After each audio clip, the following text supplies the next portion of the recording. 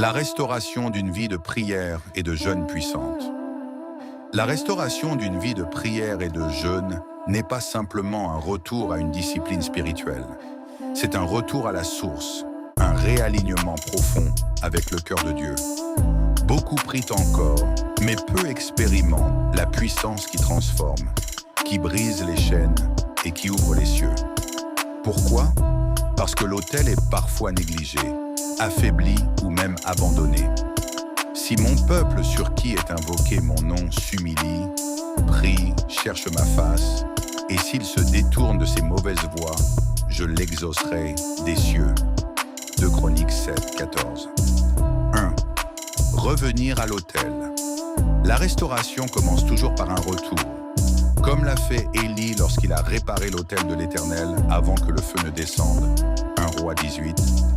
Dieu nous appelle à rebâtir notre autel personnel.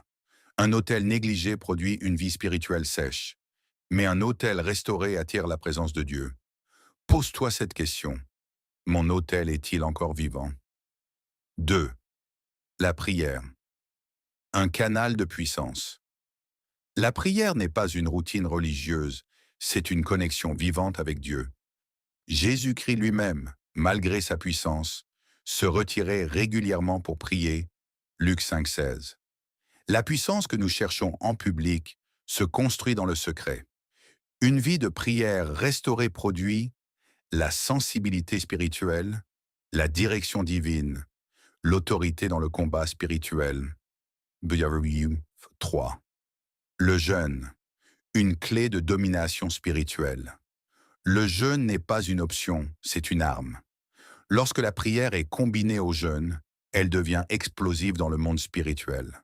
Cette sorte de démon ne sort que par la prière et par le jeûne. Matthieu 17, 21. Le jeûne brise les forteresses invisibles, discipline la chair, ouvre des dimensions spirituelles plus profondes. Là où les mots seuls ne suffisent pas, le jeûne parle. Turbayer 4. La restauration passe par l'humilité. Dieu ne restaure pas les cœurs orgueilleux, mais ceux qui reconnaissent leurs besoins de lui.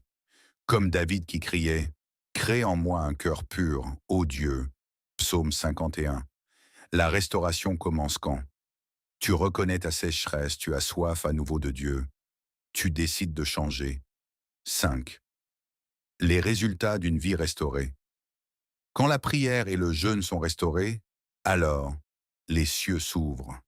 La voix de Dieu devient claire. La puissance revient.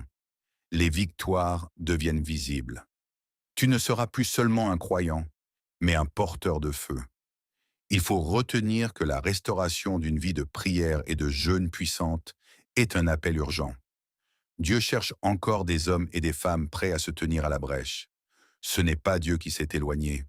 C'est souvent nous qui avons quitté l'autel. Mais la bonne nouvelle est celle-ci. Tout peut être restauré. Prière. Seigneur, rallume en moi le feu de la prière. Donne-moi la discipline du jeûne et la soif de ta présence. Restaure mon autel, renouvelle mes forces et fais de moi un instrument de ta puissance. Au nom de Jésus, Amen. Abonne-toi et like si tu veux recevoir plus de contenu du même genre. Merci, que Dieu te bénisse.